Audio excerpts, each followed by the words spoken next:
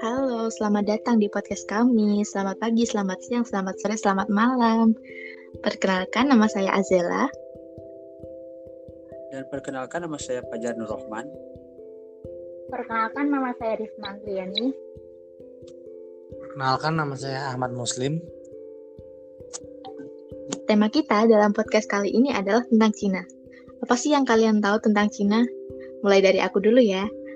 Nah, menurut aku Cina ini identik sama Great Wall yang katanya dari satelit aja kelihatan. Terus ada kayak makanan gitu, kayak hotpot. Itu sekarang di mana-mana ada sih. Pedes banget gitu, kayak banyak yang suka. Terus ada dari dunia entertainment. Zaman kecil biasanya, zaman orang tua kita atau zaman kita sendiri masih kecil-kecil nontonnya Meteor Garden. Saya mau lihat Tom Hanks kan.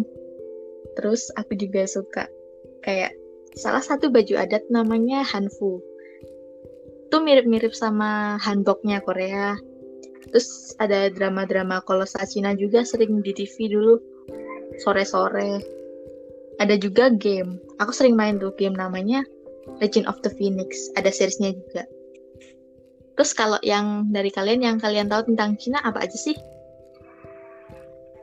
Kalau aku yang tahu tentang Cina itu adalah peradaban dunia yang kokoh dan awet sampai sekarang. Ya walaupun memang dulu namanya bukan Cina, tapi kembali kepada dinasti-dinasti masing-masing dan mereka saling berperang.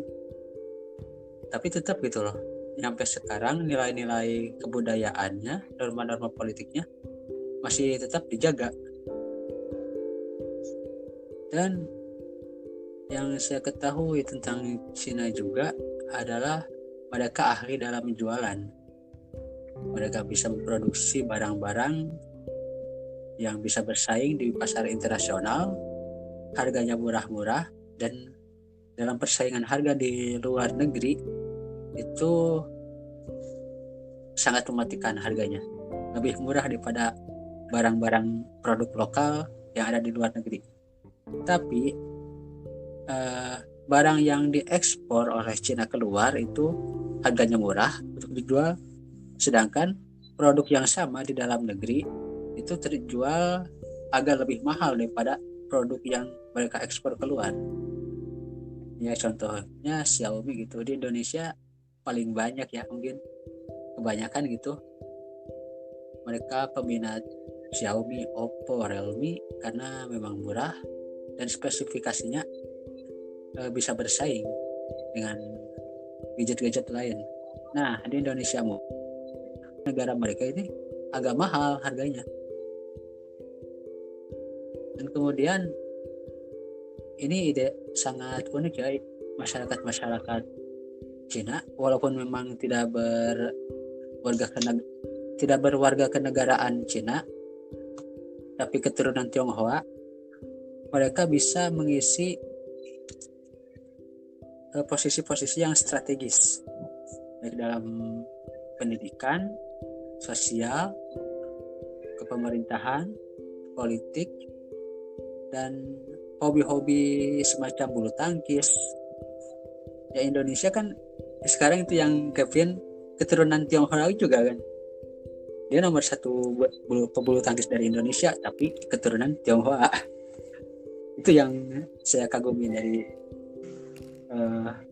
Cina itu. Mungkin yang lain ada yang mau bertambahkan? Saya mau nambahin sedikit aja nih, secara singkat aja. Kalau pendapat saya pribadi sih tentang Cina ini, negara Cina kan seperti yang kita tahu bahwa negara yang populasinya terbanyak di dunia. Sama negara ini adalah salah satu negara yang besar dengan sistem politiknya yang terbentuk dengan komuniskan yang paling besar, dan sistem ekonominya juga kapitalis. Selanjutnya itu kayaknya Cina ini tumbuh menjadi negara adidaya yang disebut-sebut menyaingi Amerika Serikat. Itu aja sih kalau pendapat saya tentang Cina. Untuk Mas Ahmadnya sendiri bagaimana Mas? Ya kalau menurut saya sih Cina itu kan yang kita tahu, ya semua orang tahu lah, di mana Cina itu negara yang memiliki pertumbuhan ekonominya itu sangat pesat lah akhir-akhir ini. terutama lagi di mana setelah era dari Deng Xiaoping yang terkenal sebagai Bapak Revolusi Ekonomi di Cina itu, dengan segala kebijakannya membuat Cina itu lebih terbuka lagi ke dunia-dunia luar. Dan ditambah lagi setelah adanya kebijakan itu, nilai angka kemiskinan di Cina itu juga setiap semakin tahunnya itu pertumbuhannya besar, bahkan bisa mencapai 1% itu. Wah, berarti banyak banget ya tentang Cina ini. Kalau aku mau nge-highlight dari pendapat teman-teman tadi, berarti China is everywhere. Terus Cina ini nggak bisa lepas dari ekonomi. Kayak dua kata Cina dan ekonomi ini saling melekat kan ya? Iya, betul. Nah, aku mau cerita dong. Aku suka scrolling all shop gitu kan. Pernah sesekali ngebandingin harga yang barang-barang lokal Indonesia sama yang dari Cina. Harganya itu bisa jauh banget. Harga lokal ini bisa 3 kali lipatnya loh. Aneh kan? Waktu itu aku lagi cari aksesoris gitu, aksesoris HP. Nah, yang harga di Indonesia ini bisa sekitar 50 ribuan. Yang dari Cina, coba tebak harganya berapa? Nah, bisa nebak nggak? 5.000 10 paling. ribuan. Ya, sekitar segitu, ada 5 ribuan, ada. Kalau waktu itu aku nyari dapet 17 ribu doang dong. Dan itu ongkirnya cuma 12 ribu dari Cina. Jauh banget dari sana aja, ongkirnya 12 ribu. Padahal kalau aku beli barang misalnya dari Jakarta, ongkir dari Jakarta ke Jogja itu tembus 22 ribu. Coba kalau di tempat kalian ongkirnya berapa kira-kira? Sama Kak, aku juga pernah beli barang di all shop Cina gitu kan. Terus aku nih di all shop Cina gitu, harganya yang murah, kualitasnya juga bagus, lumayan bagus sih. Terus gratis ongkir lagi, kan aku dari NTB nih, misalnya produknya dari Cina terus ke NTB bisa gratis ongkir, sama ongkirnya juga itu minimal 10 ribuan, 5 ribuan gitu aja, murah banget. Heran aja sama iya kan? ekonomi ini. Iya kan, murah banget. Nah, all shop di Indo, sebutlah merek Shopee. Nah, aku masih kepo kan, waktu itu penasaran banget. Cobalah aku pakai all shop lain, all shop luar negeri namanya wish.com tuh, kalau nggak salah all shop Cina. Nah, sama dong, murah-murah banget, walaupun soal kualitas kita harus pinter-pinter kan lihat review. Nah, berarti kan ada sesuatu dong, kenapa barang-barang dari Cina ini bisa semurah itu, dan kualitasnya juga lumayan sih, bagus-bagus. Nah, aku udah ketemu jawabannya. Jadi Cina itu ternyata melakukan politik dumping. Nah, apa sih politik dumping ini? Aku mau jelasin dong. Politik dumping merupakan kebijakan yang dilakukan dengan cara menjual produk-produk dalam negeri ini dijual ke luar negeri dengan harga yang lebih murah daripada di dalam negeri. Jadi di dalam negeri harga misalnya normal, dijual ke luar negeri itu harganya bisa mungkin 3/4-nya lah. Lebih murah, jauh lebih murah gitulah. Nah, tujuannya adalah menguasai pasar di luar negeri serta menghasilkan produk-produk lama yang mungkin kurang maju bisa dijual ke luar negeri menjadi sesuatu yang bervalue gitu loh. Nah, pada dasarnya politik dumping ini emang dinilai nggak adil sih. Bener sih nggak adil menurut aku. Karena emang merusak pasar dan merugikan produsen pesaing yang ada di negara pengimpor. Jadi, kalau misal terlalu banyak barang-barang dari Cina melakukan politik dumping ke Indonesia, produsen lokal ini bakal jatuh karena dari kualitas, misalnya kualitas sama, tapi harganya di Cina bisa 3 kali lipat lebih murah daripada harga-harga lokal di Indonesia. Nah, kebijakan ini adalah bentuk kebijakan diskriminasi harga demi mengamankan produk suatu negara di luar negeri. Nah, aku baca-baca lagi kan waktu itu, ternyata dumping ini nggak cuma satu. Ternyata ada banyak jenis-jenis politik dumping. Aku mau jelasin ketiganya. Yang pertama ada sporadic dumping. yaitu dumping yang dilakukan dalam jangka waktu yang pendek. Tujuannya untuk mencegah penumpukan barang di pasar dalam negeri akibat kelebihan produksi di pabrik. Misalnya di Cina ada kelebihan produksi barang-barang misalnya kayak tas. Jadi itu kayak langsung diekspor aja ke luar negeri dengan harga yang murah. Biar di Cinanya juga nggak kelebihan dan barang-barang ini nggak numpuk gitu loh di Cina. Terus yang kedua ada persistent dumping. Ini adalah taktik yang dilakukan oleh Cina sekarang menurut aku. Ini dilakukan secara terus-menerus dan menetap. Disebut juga sebagai diskriminasi harga internasional. Dumping ini jelas bisa berjalan dalam waktu yang lama karena perbedaan pasar antara negara importir dan eksportir. Jadi kayak tadi kan kita contoh misalnya casing HP di Indonesia harga 50.000, di Cina bisa kayak ada 5.000, ada 10.000 yang masuk ke Indonesia. Jadi ini kan ada ketimpangan harga yang berlebihan, jadi sangat merugikan. Dan yang ketiga ada predatory dumping. Yang satu ini tujuannya untuk melumpuhkan para pesaingnya. Bahaya banget kan? Setelah pesaingnya jatuh, pelaku dumping ini akan menaikkan harga produknya sesuai keinginan. Nah, kalau udah gitu kan, pasar berarti bisa dimonopoli dan pesaing ini bisa dibatasi dalam jangka panjang meski sebelumnya mendapat kerugian. Jadi, emang sengaja mereka harganya dimurahin nggak apa-apa, mereka rugi sebentar. Tapi setelah pesaingnya jatuh, mereka tiba-tiba naikin harganya melambung tinggi dan mereka nggak merasa bersalah. Nah, setelah baca ketiga jenis dumping tadi, menurut aku emang Cina masuknya lebih ke nomor 2, meskipun beberapa pendapat juga bilang kalau Cina ini bisa masuk ke nomor 3 juga. Lanjut ke contoh, tadi udah disebutin sama Mas Fajar ya, HP Xiaomi. Xiaomi ini mereknya terkenal lah, udah lumayan terkenal di Indonesia. Harganya emang lebih murah di Indonesia daripada di negara asalnya di Cina. Di Cina ini Xiaomi high class loh, compare to iPhone ya. Di sana iPhone tuh bukan sesuatu yang wah kayak di sini. Jadi sebenarnya keren banget cara Cina membuat produk lokal menjadi kayak pilihan utama gitu buat masyarakat.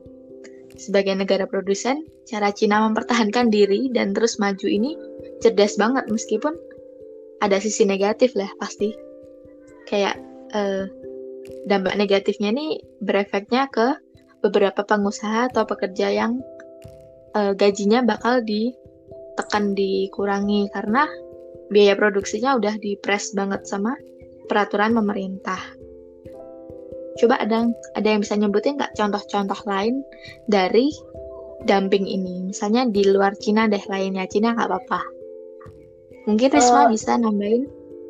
Ya, aku ada 5 negara, ada 4 deh, ada 4 negara nih, tentang kasus penerapan dumping. Yang pertama dari Tiongkok sendiri. Nah, Tiongkok ini pernah menjual harga deterjennya di Amerika Serikat dengan harga yang kurang dari 1/5 dari harga aslinya di Amerika Serikat. Wah, itu paling murah sih. Terus yang kedua ini dari Turki. Turki ini menjual harga terigunya di Indonesia dengan harga yang jauh lebih murah dibandingkan dengan harga dalam negerinya sendiri. Nah, akibatnya pada tahun 2019 ini terigu milik Turki ini mendominasi pasaran Indonesia. Yang ketiga ini dari negara Jepang. Jepang ini menjual produknya ke produk kendaraan serta elektroniknya ini dengan harga yang jauh lebih murah lebih murah di luar negeri dibandingkan dalam negerinya sendiri.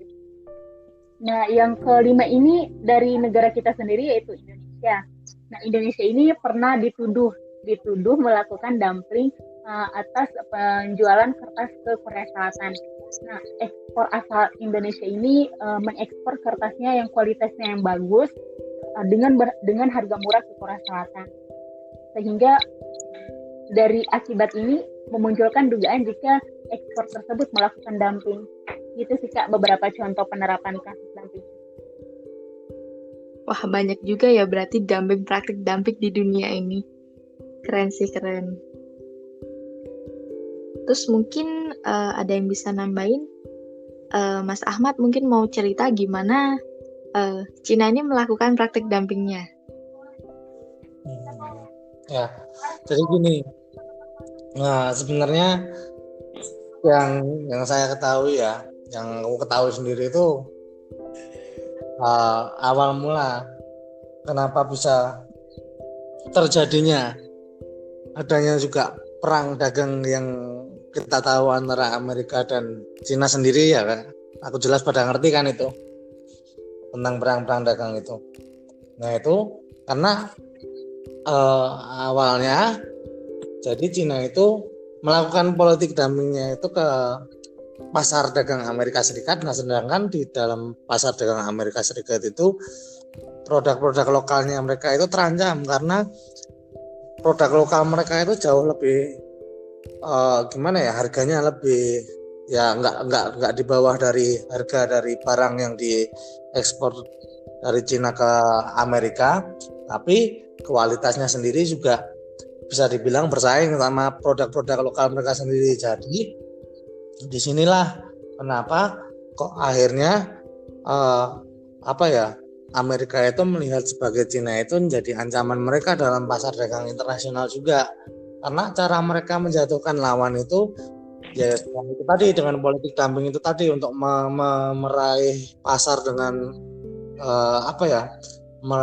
merebut pasar, terus menjatuhkan juga ya, salah satu cara menjatuhkan juga untuk produk-produk selain produk-produk dari Cina sendiri itu adalah politik dumping itu.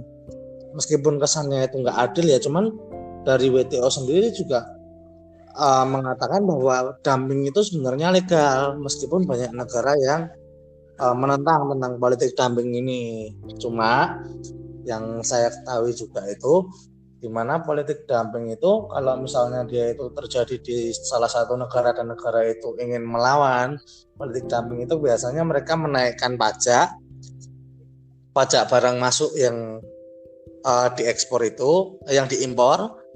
Kemudian yang selanjutnya adalah pembatasan jumlah, karena kan yang kita tahu kan kalau dumping itu kan jumlah barang yang masuk itu dalam volume yang besar.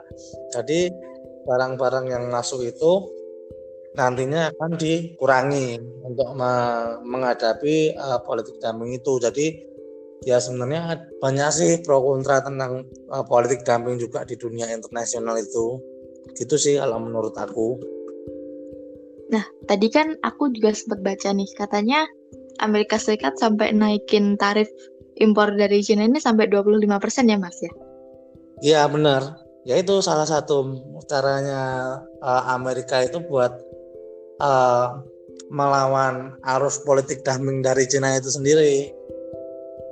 Karena kalau misalkan mereka nggak ngelawan dengan cara menaikkan pajak dan membatasi jumlah impor barang dari Cina yang masuk ke Amerika sendiri, ya banyak banget dong produk-produk lokal dari Amerika yang kalah saing juga, karena selain harganya dari Cina itu yang lebih murah dan kualitasnya pun dengan barang lokal mereka pun nggak begitu jauh. Jadi ya sekarang gimana sih yang namanya konsumen ya, kayak kita sendiri, kita dihadapkan dengan dua barang yang punya kualitas yang sama.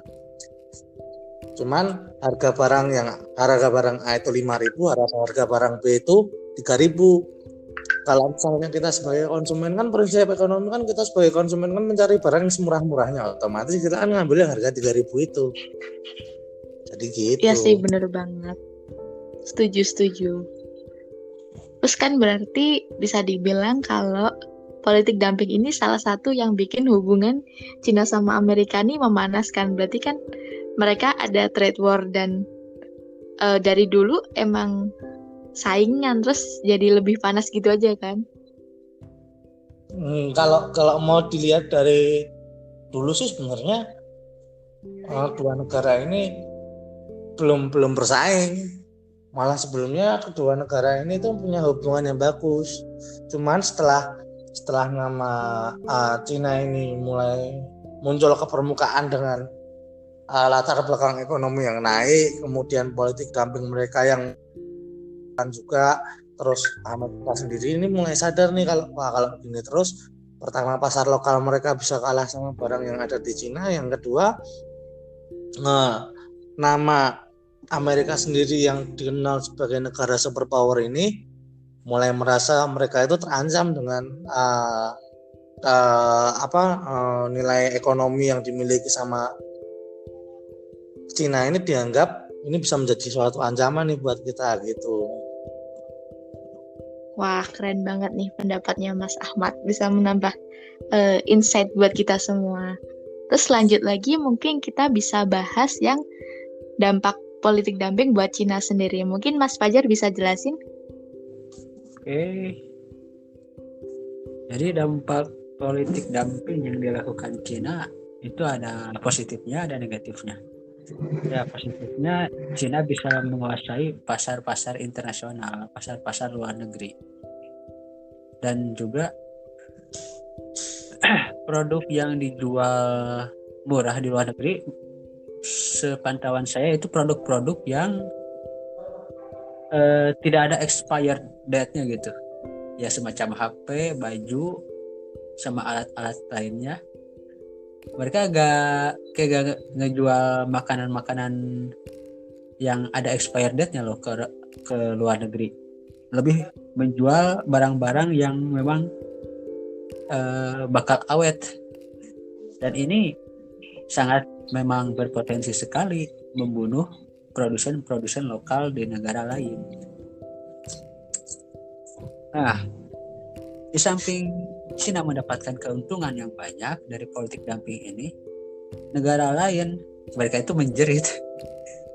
Produk-produk lokalnya kurang lancar di pasaran.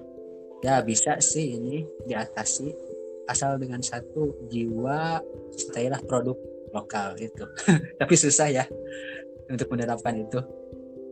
Masyarakat dunia khususnya di negara-negara berkembang lebih memilih harga yang murah tapi spesifik sama. Nah, Ya sih, setuju banget. Karena kita contoh lah di minimarket gitu, selisih 500 aja kita mikir kan. itu. Ada lagi nggak Mas yang mau disebutin gitu dampak-dampak lainnya? Nah, dampak negatifnya jika Cina melakukan politik dumping secara berlebihan, Cina akan istilahnya senjata makan tuan lah. Kalau produk Cina kosong di pasar domestiknya, dia nggak bakalan bisa ekspansi ke pasar luar. Nah, kemudian ini akan menjadi peluang positif untuk negara-negara yang punya sumber daya alam yang melimpah, khususnya ASEAN gitu, Asia Tenggara. Cina lebih mengutamakan sumber daya dari kawasan ini, ya yang memang murah, juga lokasinya memang strategis, dekat dengan Cina juga. Bisa dikirim lewat laut, bisa dikirim lewat udara, lewat darat juga bisa. Nah, hal positif inilah yang membuat negara-negara eksportir yang ekspor bahan mentahnya ke Cina akan mendapatkan keuntungan juga sampai kepada titik Cina memproduksi produknya bisa memenuhi pasar lokal. Kalau belum bisa memenuhi pasar lokal, Cina itu gak bakalan ekspansi keluar gitu loh.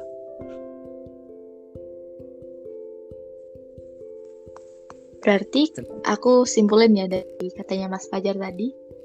Ya. Jadi politik dumping ini menyenangkan konsumen tapi membunuh produsen, iya kan? Iya, itu. Nah, Cina juga pernah dapat hukuman dari WTO karena melakukan dumping ke Eropa di saat produk mereka itu kalah di pasar domestiknya. Ya, Cina melakukan dumping ke Eropa, kemudian WTO menjatuhkan sanksi. Nah, ini Cina tuh tetap ngeyel untuk melanggar aja lah, daripada yang penting untung. Soalnya yang aku baca itu hukumannya tuh ya kecil lah ketimbang dari keuntungannya yang besar. Jadi memilih untuk melanggar aja. Tapi tidak disebutin spesifiknya hukumnya seperti apa gitu di dalam tulisan tersebut. Tapi aku suka sih dari Cina ini idenya buat ekspor barang-barang yang nggak bisa expired gitu. Jadi manajemen resikonya China ini bagus banget. Mereka nggak ambil resiko yang barang-barang expired.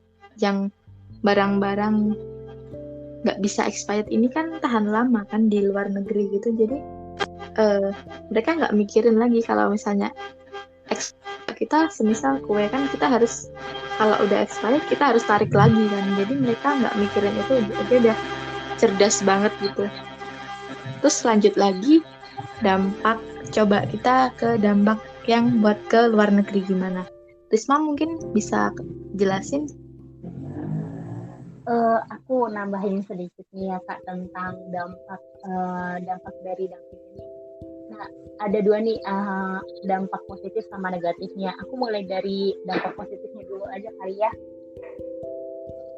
Untuk dampak positifnya sendiri, yang pertama ini konsumen di negara yang menerima produk ekspor bisa lebih berhemat dumping, berarti dapat menjual produk ini lebih murah di pasar luar negerinya dibanding dalam negeri sendiri. Nah, penerapan ini sendiri akan turut membantu penduduk negara yang menerima produk ekspor tersebut karena mereka bisa membeli dengan harga yang jauh lebih murah. Nah, untuk yang kedua ini dumping membuat perusahaan lebih kayak inovatif gitu dan kompetitif. Nah, misalnya dapat meningkatkan kualitas atau menjual murah produknya tanpa dapat mengurangi kualitas dari produk tersebut. Nah, untuk yang dampak ketiganya ini sendiri mungkin dapat meningkatkan pendapatan ekspor karena barangnya ini laku serta dapat banyak diburu oleh konsumennya sendiri karena kan lebih murah kan harganya. Nah, sehingga secara langsung ini ekspor mendapatkan keuntungan lebih banyak dibandingkan dalam negerinya sendiri. Kalau untuk dampak negatifnya itu ada 3 juga nih. Yang pertama kayak dapat menimbulkan diskriminasi dagang harga dumping itu. Nah, ini kan dapat menimbulkan diskriminasi harga nih. Kayak hal ini nih dapat terjadi gitu karena harga ekspor komoditas ini jauh lebih rendah dibandingkan dengan harga produk sejenis di negara impornya sendiri. Ya, akibatnya ini praktiknya dumping dapat merusak tatanan harga produk sejenis dari negara itu.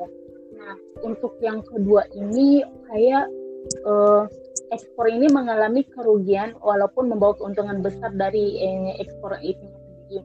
Ternyata dumping ini juga dapat berpotensi membuat kebangkrutan ya. Penyebabnya ini adalah ketidakseimbangan antara biaya produksi dengan pendapatan. Nah, yang artinya itu perusahaan ini harus memproduksi komoditasnya dengan kualitas yang sama, namun dijual dengan harga yang lebih murah. Nah, akibatnya itu yang paling fatalnya nih ya, perusahaan itu bisa mengalami kebangkrutan.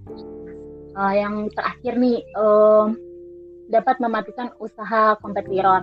Nah, selain merugikan ekspornya itu sendiri, dumping ini juga dapat membawa dampak negatif bagi pengusaha kompetitor.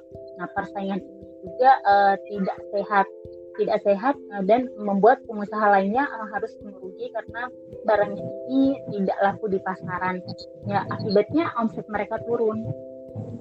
Gitu sih kalau ada dampak positif dan negatifnya dari dumping itu sendiri. Wah, beragam banget ya dampak positif sama negatifnya.